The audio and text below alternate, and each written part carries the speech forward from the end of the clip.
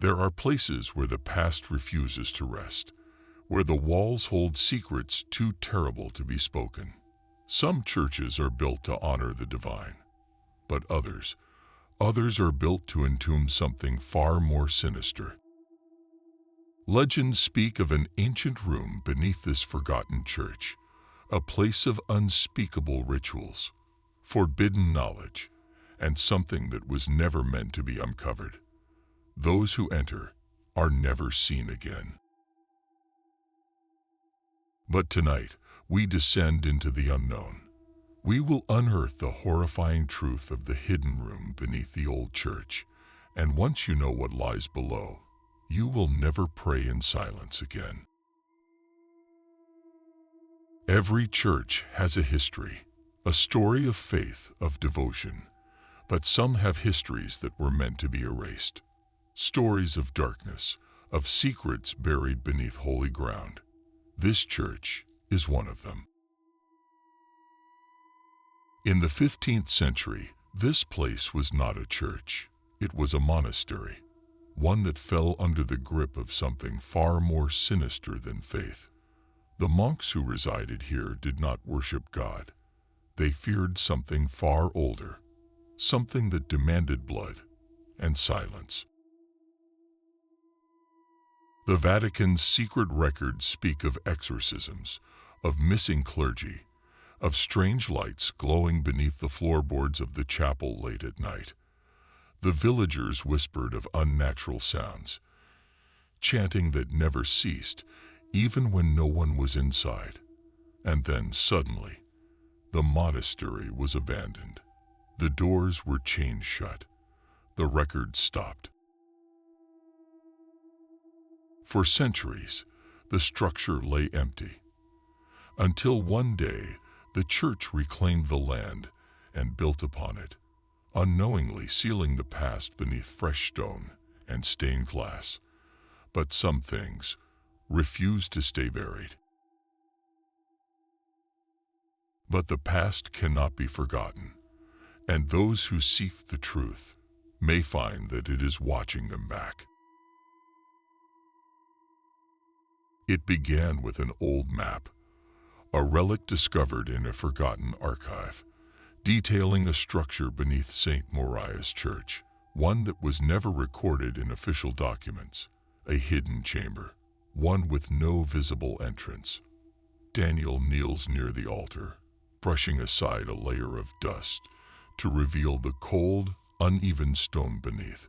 His flashlight flickers, the beam of light trembling as he runs his fingers over an odd indentation, a thin, almost imperceptible seam in the stone floor, a door sealed long ago.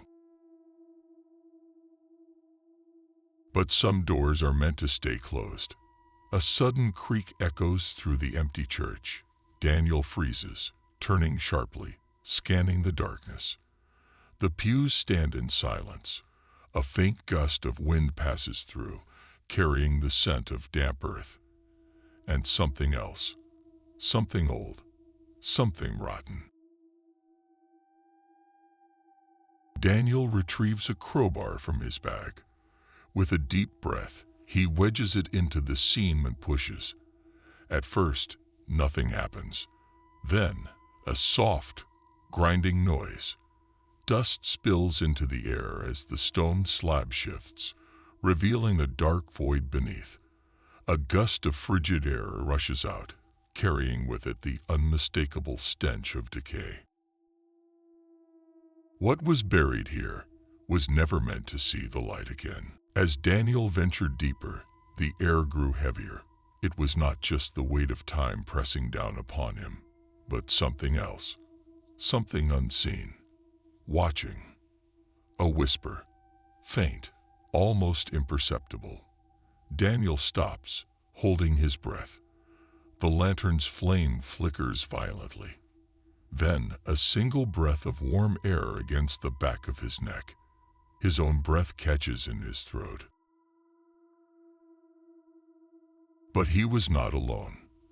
The lantern's flame stabilizes. The whisper fades.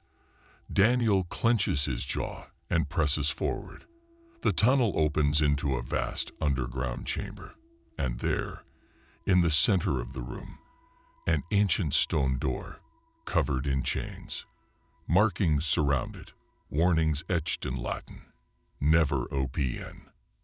Daniel steps closer, reaching out. His fingers graze the rusted chains, and the door moves. Some doors are locked for a reason, not to keep people out, but to keep something else in. Daniel hesitates, then forces himself to examine the door more closely.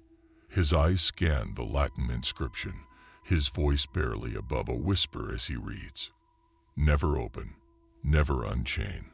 What was buried must remain. A sudden scraping noise echoes through the chamber. Daniel jerks his head up. His light scans the darkness beyond the doorway.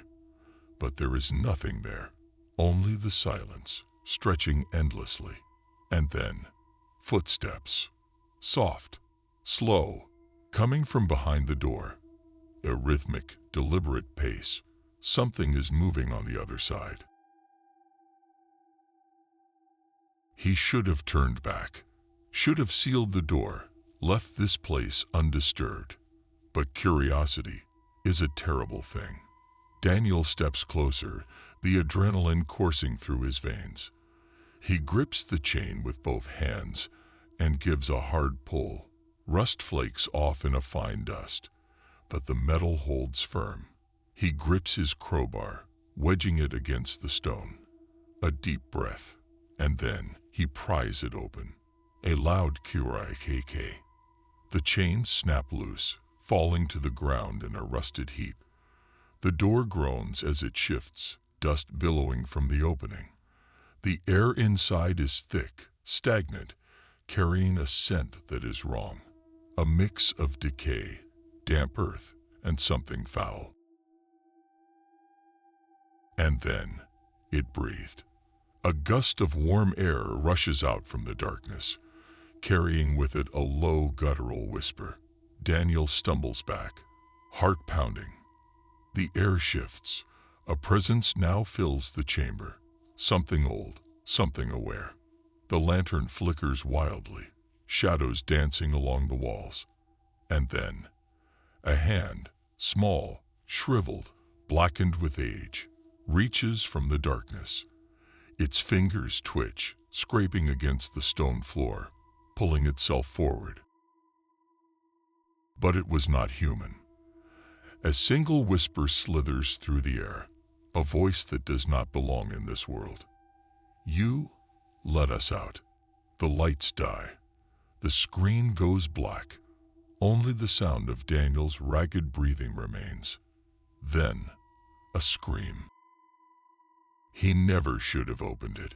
He never should have let it out. The skeletal hand pulls further from the abyss, followed by an arm, its joints unnaturally bent, its skin leathery and torn.